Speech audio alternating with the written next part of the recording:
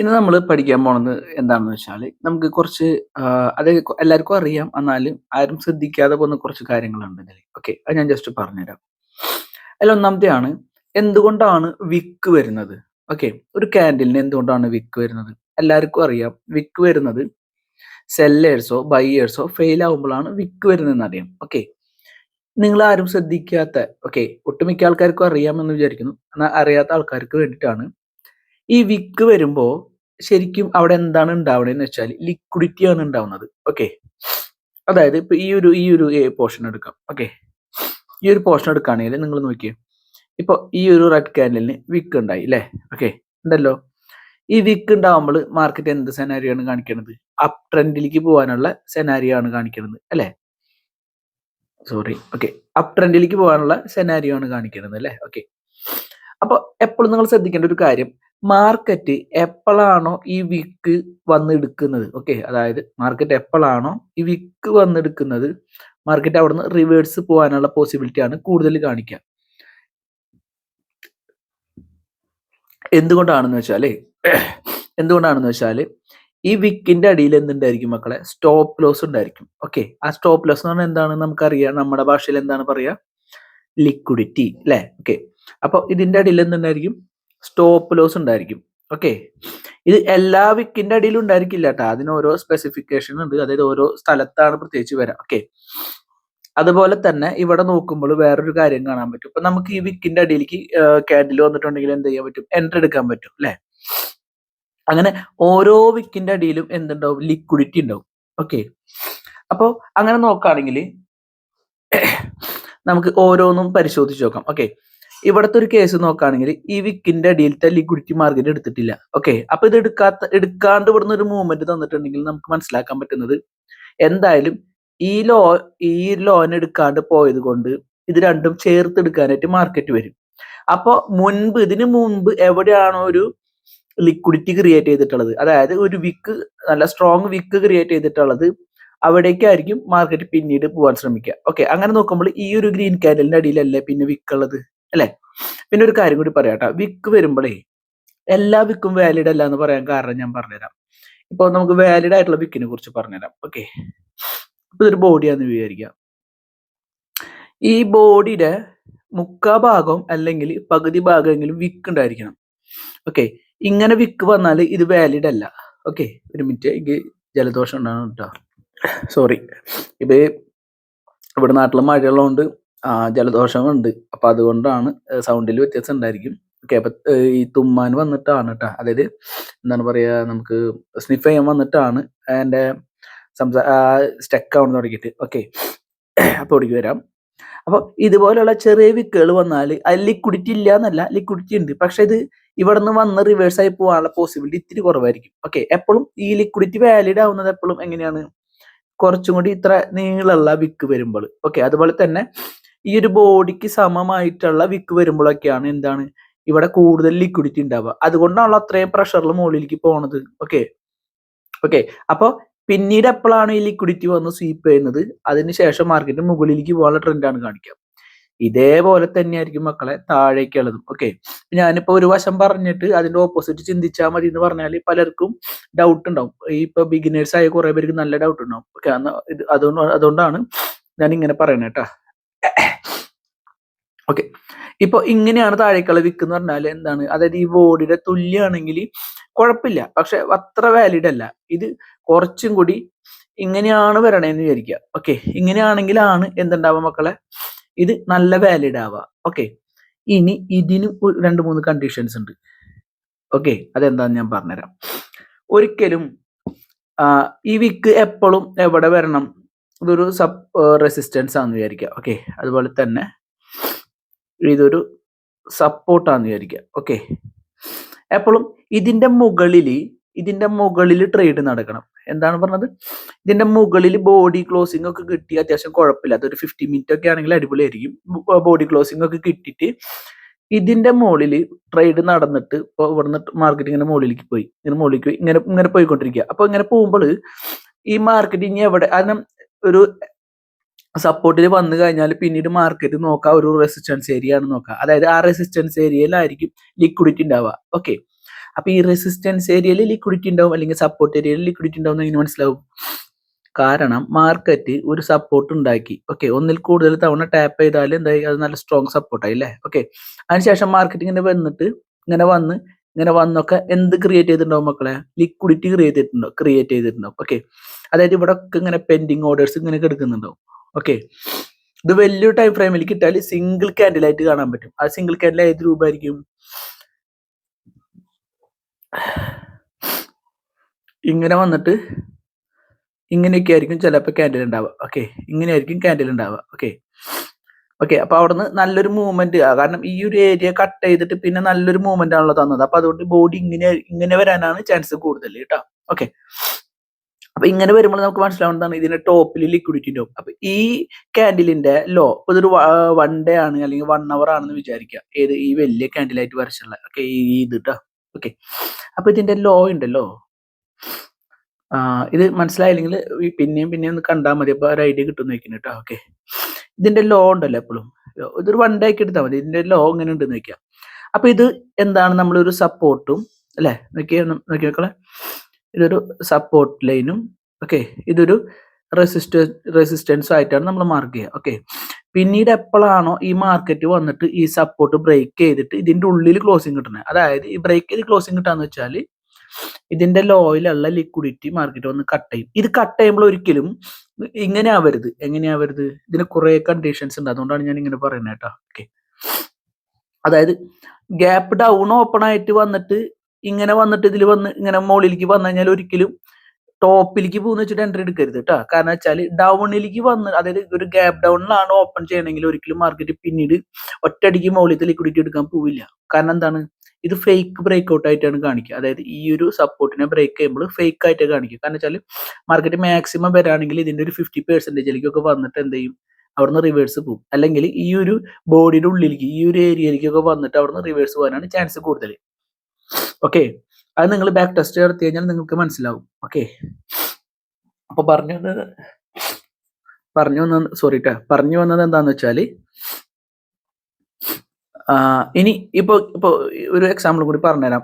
ഇപ്പൊ gap up ആണെങ്കിൽ ഇങ്ങനെ പോയിട്ട് തിരിച്ച് മാർക്കറ്റ് ഇങ്ങനെ വരുമ്പോൾ ഒരിക്കലും നേരെ താഴെ വന്നിട്ട് നമ്മുടെ സപ്പോർട്ട് എടുക്കുന്നു വിചാരിക്കരുത്, സപ്പോർട്ടിലെ ലിക്വിഡിറ്റി എടുക്കുന്നു വിചാരിക്കരുത്. കാരണം ഇതൊരു ഫേക്ക് ബ്രേക്ക് ഔട്ട് ആവാനാണ് ചാൻസ്. ഓക്കെ, മാർക്കറ്റിന്റെ 50%ഓ അല്ലെങ്കിൽ ഈ ഒരു ലൈനിലോ വന്നിട്ട് പിന്നെ റിവേഴ്സ് പോകാനാണ് പോസിബിലിറ്റി കൂടുതൽ. ഞാൻ കണ്ടിട്ടുള്ളതാണ് ഞാൻ പറയുന്നത്.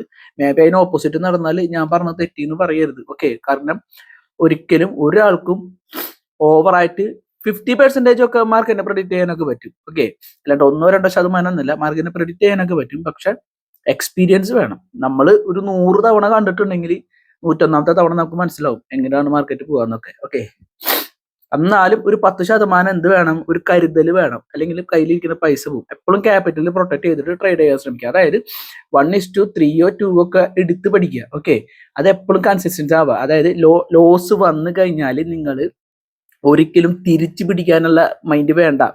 പ്രോപ്പർ ആയിട്ട് ഒരു സെറ്റപ്പ് കണ്ടുപിടിക്കുന്നവരെ ട്രേഡ് എടുക്കണ്ട. ബാക്ക് ടെസ്റ്റ് ചെയ്ത് പഠിക്കുക. ഓക്കെ, ഒരു സെറ്റപ്പ് നിങ്ങളൊരു 10-100 തവണയെങ്കിലും ബാക്ക് ടെസ്റ്റ് ചെയ്തിട്ട് അതിൽ ഏറ്റവും പോസിബിൾ ആയിട്ടുള്ള സെറ്റപ്പിൽ എന്തൊക്കെ മാറ്റങ്ങളാണ് വന്നതെന്നുള്ളത് എഴുതി പഠിച്ചതിന് ശേഷം മാത്രം ട്രേഡ് എടുക്കാൻ ശ്രമിക്കുക കേട്ടോ. ഓക്കെ, ഞാൻ എന്തുകൊണ്ട് ഈ പറയണത് വെച്ചാൽ എൻ്റെ എക്സ്പീരിയൻസ് കൊണ്ട് പറയണത്. ഓടി വന്ന പൈസ ഉണ്ടാക്കാൻ പറ്റില്ല. ഓക്കെ, അപ്പൊ നമുക്ക് കാര്യത്തിലേക്ക് കടക്കാം. അപ്പൊ ഈ ഒരു ഐഡിയ നിങ്ങൾക്ക് കിട്ടിയെന്ന് വെക്കുന്നു കേട്ടോ. ഓക്കെ, അത് കളയാണിട്ടാ. കാരണം വെച്ചാലേ ഇത് പറഞ്ഞു തരുമ്പോ ഈ ഒരു ഐഡിയയും കൂടി ഇല്ലെങ്കിൽ നിങ്ങൾക്ക് കറക്റ്റ് കാര്യങ്ങൾ കൺവിൻസ് ആവില്ല. ഓക്കെ, ഇനി ഞാൻ പറഞ്ഞ പോലെ തന്നെ എന്താണ്, ഇപ്പൊ ഇവിടുന്ന് ഇതിന്റെ താഴെ ഇത് പ്രീവിയസ് ഡേ ആന്ന് വിചാരിക്കും. ഓക്കെ, അതിന്റെ താഴെയുള്ള ലിക്വിഡിറ്റി ഒക്കെ എടുത്തു. ഇപ്പൊ ഒരു വിക്ക് ഉണ്ടെന്നൊക്കെ വിചാരിക്കും ഇവിടെ. ഓക്കെ, വിക്കോട് കൂടി വരുമ്പോ ഇതിന്റെ ലോ കട്ട് ചെയ്തിട്ടാണല്ലോ വരുന്നത്. ഇതിന്റെ ഈ പ്രീവിയസ് ഡേയിലെ ലിക്വിഡിറ്റി എടുത്തിട്ടാണല്ലോ ഇത് മുകളിൽ ഒന്ന് ക്ലോസ് ആയിട്ടുള്ളത്. പിന്നീട് ഇവിടെ ഒരു 50 മിനിറ്റിലൊക്കെ ഇങ്ങനെ ഉണ്ടാവുമ്പോൾ ഈ ഒരു ഗ്യാപ്പ് ഉണ്ടല്ലോ. ഓക്കെ, ആ ഒരു ഗ്യാപ്പില്,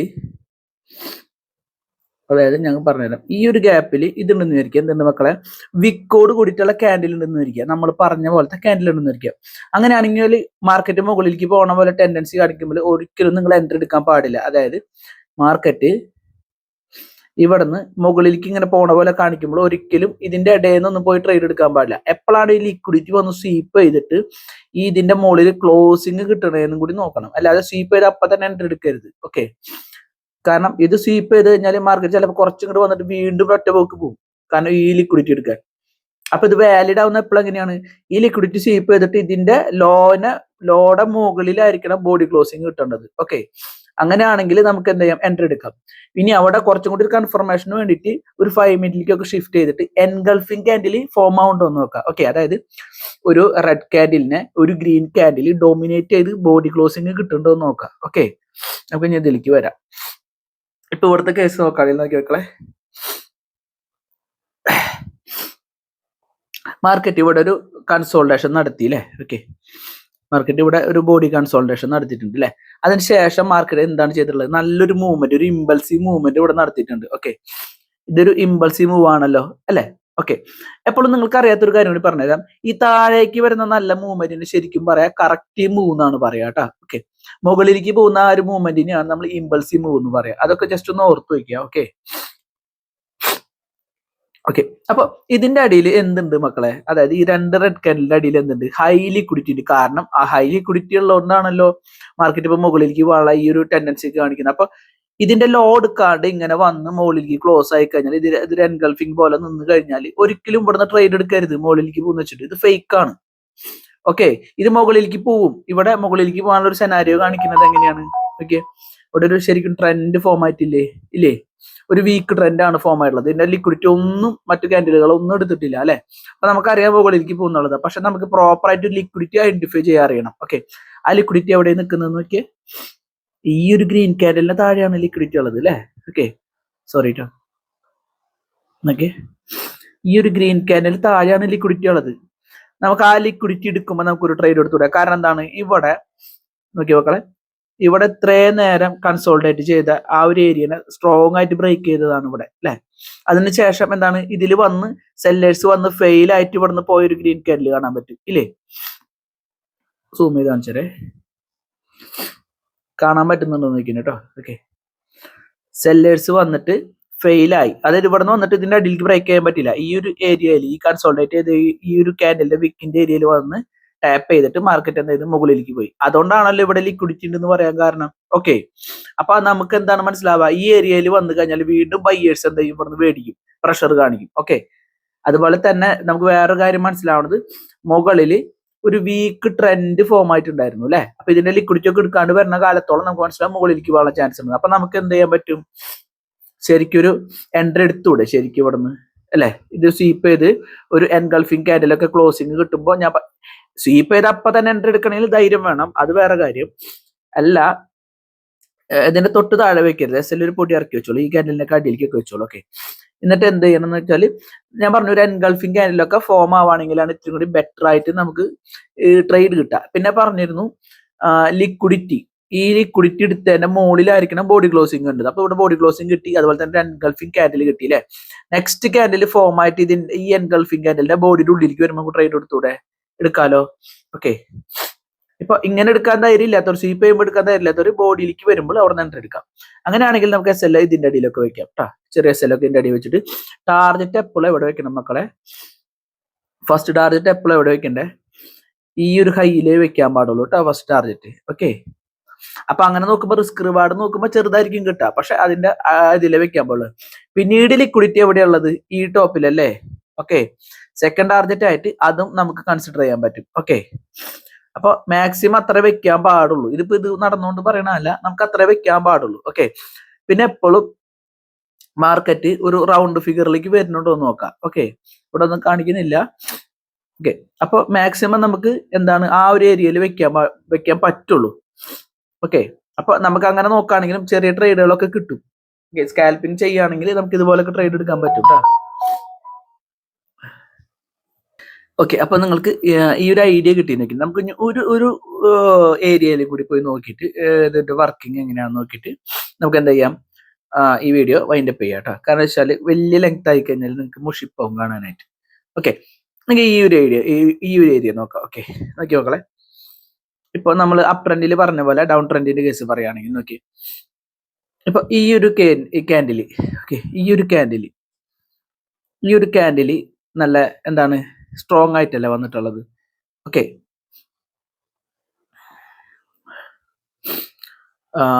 അതുപോലെ തന്നെ ഇവിടെ എന്താണ് ഒരു വീക്ക് ട്രെൻഡ് ഉണ്ടായിട്ടുണ്ട്. ഓക്കെ, വീക്ക് ട്രെൻഡ് ഉണ്ടായിട്ടുണ്ട്.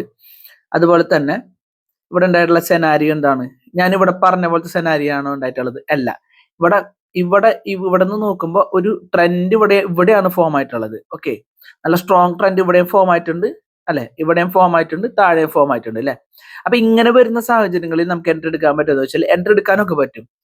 ഇതിന്റെ താഴെ എന്തുണ്ട്, അല്ല സോറി താഴെ അല്ല കേട്ടോ, മുകളിൽ എന്തുണ്ട്, ലിക്വിഡിറ്റി ഉണ്ട് എന്നുള്ളത് നമ്മൾ മനസ്സിലാക്കണം. ഓക്കെ, ഇത് ഒരു ടൈപ്പ് ഓഫ് SMC ആണ്. പക്ഷെ ഇവിടെ ശരിക്കും നമ്മൾ എൻട്രി എടുത്തു കഴിഞ്ഞാൽ ടാർഗറ്റ് ഇതിന്റെ ഈ ലോ വരെ വെച്ച് കഴിഞ്ഞാൽ നമുക്ക് SL അടിച്ച് പോകും. ഓക്കെ, അപ്പൊ ഈ SL അടിക്കാനുള്ള റീസൺ എന്താന്ന് വെച്ചാൽ ജസ്റ്റ് പറഞ്ഞേരേ.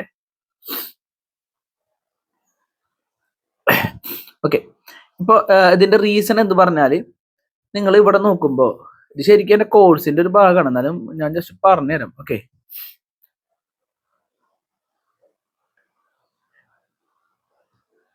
ഈ ഒരു ക്യാൻഡിലിന്റെ ഈ ഒരു ക്യാൻഡിൽ നോക്കുമ്പോൾ, അതായത് ഈ ക്യാൻഡിൽ മീൻസ് ഞാൻ പറഞ്ഞു കൊടുക്കാൻ പാടില്ല, എന്നാലും ജസ്റ്റ് പറഞ്ഞുതരാനാണ്. ഈ ഒരു ഗ്രീൻ ക്യാൻഡിൽ ഉണ്ടല്ലോ, ഈ ഒരു മദർ ക്യാൻഡിൽ, ഇതിന്റെ ഉള്ളിലാണ് കുറെ ടൈമിൽ ബോഡി ക്ലോസിങ് വന്നിട്ടുള്ളത്. ഓക്കെ, അതായത് ഒട്ടുമിക്ക ക്യാൻഡിലുകളും ബോഡി ഉണ്ടായിട്ടുള്ളത് ഈ ഒരു ഇതില്ല. ഓക്കെ, ഇതിനെപ്പോഴാണോ 50% അബോ സ്ട്രോങ് ആയിട്ട് ബ്രേക്ക് ചെയ്യുന്നത്, അപ്പോഴായിരിക്കും മാർക്കറ്റ് അതിന്റെ ഓപ്പോസിറ്റ് ഡയറക്ഷനിലേക്ക് പോവാം. ഓക്കെ,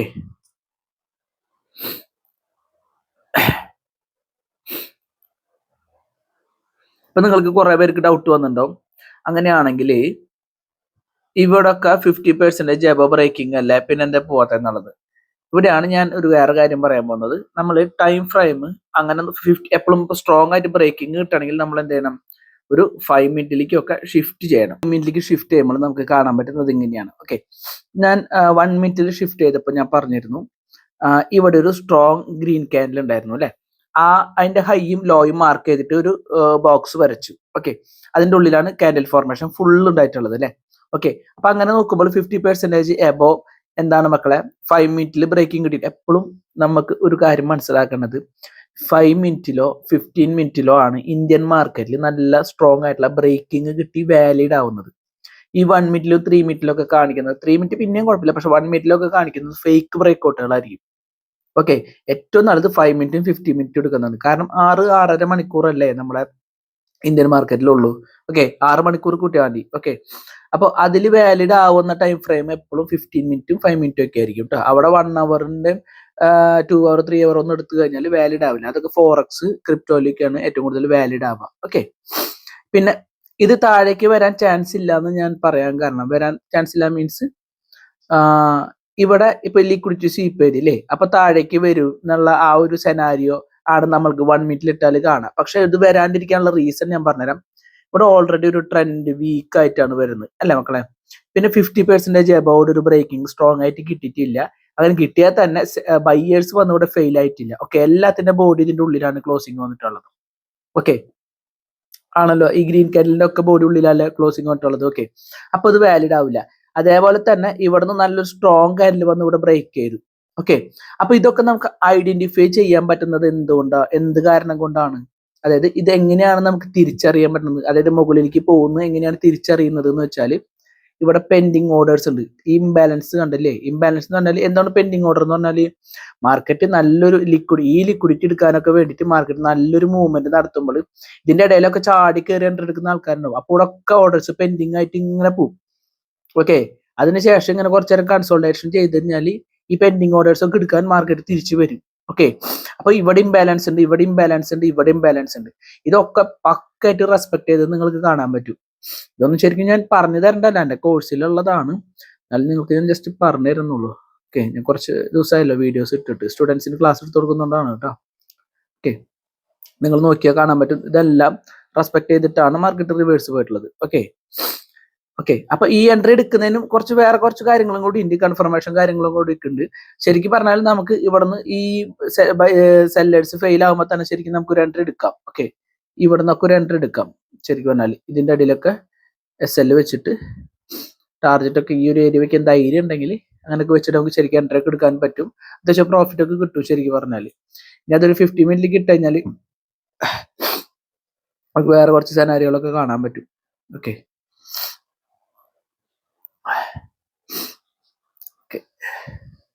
50 മിനിറ്റിലേക്ക് ഇടുമ്പോൾ പ്രത്യേകിച്ച് ഒന്നും കാണുന്നില്ല. പക്ഷെ 5 മിനിറ്റിലേക്ക് ഇടുമ്പോഴാണ് ശരിക്കും വാലിഡ് ആയിട്ട് നമുക്ക് കാണുന്നത് കേട്ടോ. ഓക്കെ, അപ്പൊ ഇങ്ങനെയൊക്കെ മാർക്കറ്റിൽ കുറെ കാര്യങ്ങൾ നടക്കുന്നുണ്ട്. ഐഡിയ എപ്പോഴും മനസ്സിലാക്കി വെക്കുക. ഓക്കെ, ഇനി ആ ഒരു കാര്യം കൂടി പറയാം. നിങ്ങൾക്ക് ഡീറ്റെയിൽഡ് ആയിട്ട് ഇതിനെക്കുറിച്ച് പഠിക്കണം, ഇതെങ്ങനെയാണ് പക്കയായിട്ട് എൻട്രി എടുക്കുന്നതെന്നൊക്കെ നിങ്ങൾക്ക് അറിയണമെങ്കിൽ നിങ്ങൾ എൻ്റെ കോഴ്സ് എടുത്ത് പഠിക്കുക. എപ്പോഴും നിങ്ങൾ മനസ്സിലാക്കുന്ന കാര്യം, ഈ കോഴ്സ് എടുത്ത് പഠിക്കുക പണക്കാരനാവാൻ വേണ്ടിയിട്ടല്ല. കാശ് കിട്ടും, എനിക്ക് ഉപകാരമൊക്കെ ഉണ്ട്, ഇല്ലാന്നൊന്നും പറയണില്ല. ഓക്കെ, ഞാൻ അത്ര മാന്യനൊന്നും പറയുന്നില്ല. നിങ്ങൾ തരുന്ന പൈസ കൊണ്ട് എനിക്ക് ഉപകാരങ്ങളൊക്കെ ഉണ്ട്. പക്ഷെ ഇത് പഠിച്ചു കഴിഞ്ഞാൽ ഫ്യൂച്ചറിൽ നിങ്ങൾക്കും ഉപകാരം ഉണ്ടാവും എന്നുള്ള ഒരു ബോധം വെച്ചിട്ട് വരാം. ഓക്കെ, അല്ലാതെ എനിക്ക് തന്നതിന്റെ കണക്കും അളവും കാര്യങ്ങളും എത്ര പേര് വന്നു എന്നൊന്നും കാൽക്കുലേഷനൊന്നും നിങ്ങൾ ചെയ്യേണ്ട ആവശ്യമില്ല. കുറെ പേർക്ക് അങ്ങനത്തെ ഒരു ഇതുണ്ട്. ആരെങ്കിലും എന്തെങ്കിലുമൊക്കെ ചെയ്യുമ്പോൾ ഭയങ്കര കണക്കൂട്ടില്ല, എനിക്ക് ചെയ്യാൻ പറ്റില്ല, അവർ ചെയ്യണ്ടല്ലോ എന്നുള്ളത്. Okay, 8 minute. ഞാൻ എപ്പോഴും പറഞ്ഞിട്ടുണ്ട്, പഠിക്കാനായിട്ട് വരാം. പഠിക്കാനായിട്ട് വരുന്നവർക്ക് എന്താണ്, ആ ഇൻട്രസ്റ്റിൽ പഠിക്കുമ്പോൾ നിങ്ങൾക്ക് കുറെ കാര്യങ്ങൾ പഠിച്ചെടുക്കാനുള്ള ആവേശം ഉണ്ടാവും. ഓക്കെ, ആ ആവേശമായിരിക്കും നിങ്ങൾക്ക് പിന്നീട് നല്ല പ്രോഫിറ്റ് ഒക്കെ തരാം. നിങ്ങൾ ആ ഒരു സത്യം മനസ്സിലാക്കി വെക്കുക മക്കളെ. ഓക്കെ, അപ്പൊ ഇങ്ങനെയാണ് കാര്യങ്ങൾ കേട്ടോ. ഓക്കെ,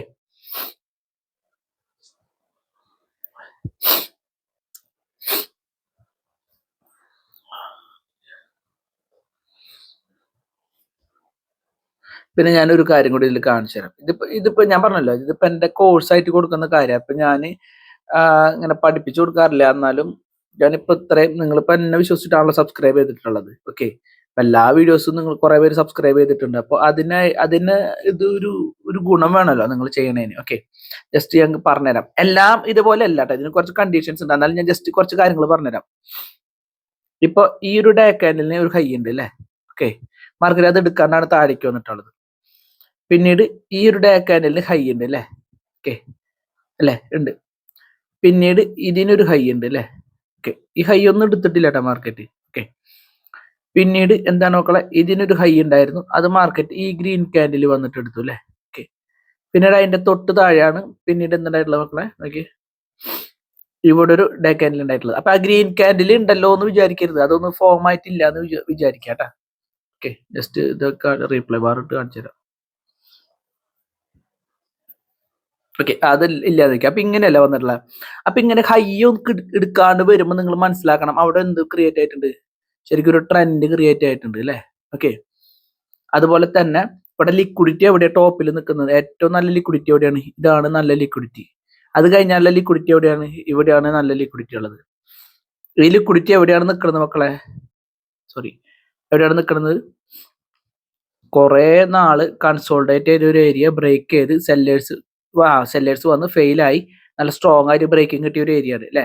അപ്പൊ ഈ ഒരു ഏരിയയിലേക്ക് വന്നാൽ മാർക്കറ്റ് റിവേഴ്സ് ആവില്ലേ, ആവും അല്ലെ. നമുക്കൊന്ന് റീപ്ലൈ ബാർ ഇട്ട് നോക്കാം കേട്ടോ.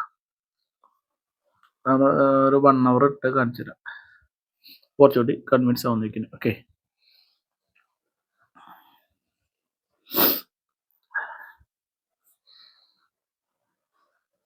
ഓക്കെ, ഇപ്പൊ മാർക്കറ്റ് കാണിക്കുന്നത് എന്താണ് കാണിക്കുന്നത്. ഓക്കെ, ആ ഒരു ലിക്വിഡിറ്റി എടുത്തു, സ്വീപ്പ് ചെയ്തു. ഓക്കെ, അല്ലാണ്ട് ഇവിടെ നിന്ന് ഡയറക്റ്റ് പോവല്ല ചെയ്ത്. കാരണം എന്താണ്, ഇവിടെ നല്ലൊരു ഇംബാലൻസ് ഉണ്ടായിരുന്നു. ഓക്കെ, ഇവിടെ കാണാൻ പറ്റും 1 hourലൊക്കെ ഇംബാലൻസ് ഉണ്ട്. ഞാൻ വീണ്ടും പറയാണ്, ഇത് എന്റെ കോഴ്സിന്റെ ഭാഗമാണ്, എന്നാലും ജസ്റ്റ് നിങ്ങൾക്കൊന്ന് അറിയാൻ വേണ്ടി പറഞ്ഞു തരുന്നത് മാത്രമേ ഉള്ളൂ കേട്ടോ. അപ്പോഴും നിങ്ങൾ മനസ്സിലാക്കണം, ഓവറോൾ വ്യൂ എപ്പോഴും ഇങ്ങോട്ട് ആയിരിക്കണം, അപ് ട്രെൻഡിലേക്ക് ആയിരിക്കണം. ഓക്കെ, ഓക്കെ, ഇവിടെ കാണുന്നത് എന്താണ്, ക്യാൻഡിൽ സ്ട്രോങ് ആയിട്ട് ക്ലോസിങ് കിട്ടിയത് എവിടെയാണ്, അതായത് ഈ ഒരു ഏരിയയിൽ വന്ന് ലിക്വിഡിറ്റി എടുത്തു. പക്ഷെ മാർക്കറ്റ് അപ്പോഴും ക്ലോസിങ് ഉള്ളിലാണ്. ഞാൻ എപ്പോഴും പറഞ്ഞിട്ടുണ്ട്, ഇവിടെ ഒരു എൻഗൾഫിംഗ് ക്യാൻഡിൽ വരുന്നാലാണ് ഡോമിനേറ്റ് ചെയ്ത്, എപ്പോഴും ഈ സെല്ലേഴ്സിനെ ഡോമിനേറ്റ് ചെയ്ത് നിൽക്കുമ്പോഴാണ് മാർക്കറ്റ് മുകളിലേക്ക് പോവുക. ഇത് ഡോമിനേറ്റ് ചെയ്തത് വലിയ ക്യാൻഡിലാണ്. ഇത് ചെറിയ ടൈം ഫ്രെയിമിലേക്ക് ഷിഫ്റ്റ് ചെയ്താൽ നിങ്ങൾക്ക് മനസ്സിലാവും അവിടെ എൻഗൾഫിംഗ് വന്നിട്ടുണ്ടോ ഇല്ലെന്നൊക്കെ. ഓക്കെ, അതൊക്കെ നിങ്ങൾ നോക്കിയാൽ മതി. ഓക്കെ, അതിനുശേഷം നമുക്ക് ഇങ്ങനെ കാണുമ്പോൾ നമുക്ക് എന്ത് ചെയ്യാൻ പറ്റും മക്കളെ, നമുക്ക് മുകളിലേക്ക് ഒരു ട്രെൻഡ് ട്രേഡ് എടുക്കാനൊക്കെ, ഇവിടുന്ന് ട്രേഡ് എടുക്കാനൊക്കെ പറ്റും മുകളിലേക്ക്. ഓക്കെ, ഇതിന്റെ അടിയിലൊക്കെ SL വെച്ചിട്ട്, ചെറിയ SL വെച്ചിട്ട് നമുക്ക് ട്രേഡ് ഒക്കെ എടുക്കാൻ പറ്റും അന്നത്തെ ദിവസം. ഓക്കെ, എവിടേക്ക് ട്രേഡ് എടുക്കാൻ പറ്റും, നമുക്ക് ടാർഗറ്റ് ഈ ഒരു ലെവൽ വരെ ഒക്കെ ശരിക്കും വെക്കാൻ പറ്റും ടാർഗറ്റ്. അതിനുള്ള ധൈര്യം വേണം കേട്ടാ. ഓക്കെ, ശരിക്കും ആ ടാർഗറ്റ് ശരിക്കും പറഞ്ഞാൽ നോക്കിയാൽ ഹിറ്റ് ആയിട്ടുണ്ട്. ഓക്കെ, ഈ ഹിറ്റ് കാരണം ഈ ടോപ്പിലേക്കും വരാം, ഞാനിപ്പോ ഇങ്ങനെ പറഞ്ഞെങ്കിലും ടോപ്പിലേക്ക് വരാം.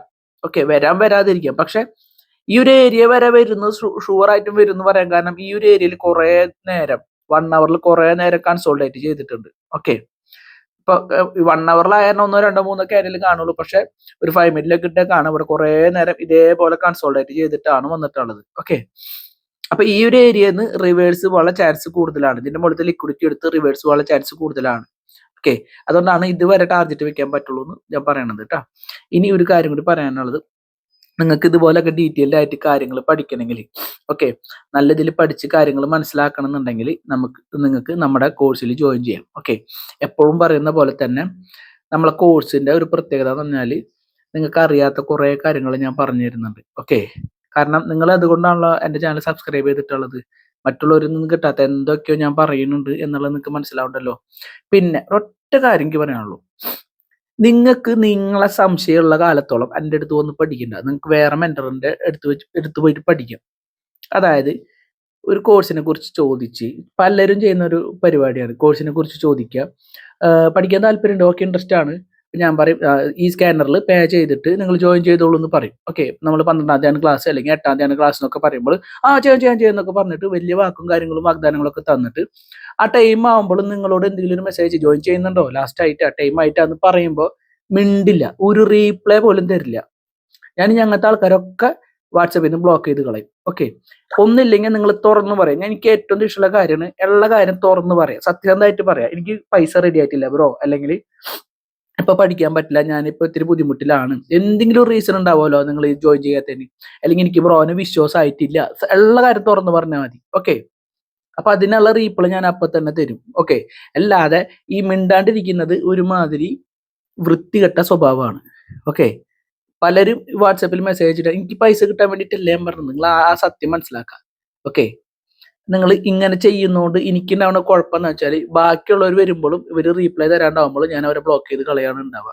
അതുകൊണ്ട് ജോയിൻ ചെയ്യാൻ താല്പര്യമുള്ളവർ എന്ത് ചെയ്യുക, ഡയറക്റ്റ് പറയാം, എനിക്ക് ഇന്ന റീസൺ ഒക്കെ ഉണ്ട്, എനിക്ക് കുറച്ചുകൂടി കാര്യങ്ങൾ മനസ്സിലായിട്ടില്ല, അല്ലെങ്കിൽ പഠിക്കാൻ താല്പര്യമുണ്ട് എന്നൊക്കെ പറയുകയാണെങ്കിൽ ഞാൻ കൂടുതൽ കാര്യങ്ങൾ എനിക്ക് എന്താണോ ശരിയെന്ന് തോന്നുന്നത് അത് ഞാൻ പറയും. ചിലപ്പോൾ ഞാൻ പറയും നിങ്ങൾക്ക് സംശയം ഉണ്ടെങ്കിൽ സംശയം മാറിട്ട് വന്നാൽ മതി എന്ന് പറയും. അതൊക്കെ എൻ്റെ ഒരു ഇതാണ്, മൈൻഡാണ്. ഓക്കെ, എപ്പോഴും നിങ്ങളെ വിശ്വസിച്ചതിന് ശേഷം മാത്രം ജോയിൻ ചെയ്താൽ മതി. ഒരിക്കലും എനിക്ക് കാശ് തരാനോ എന്നെ പണക്കാരനാക്കാനോ നിങ്ങൾ വരണ്ട.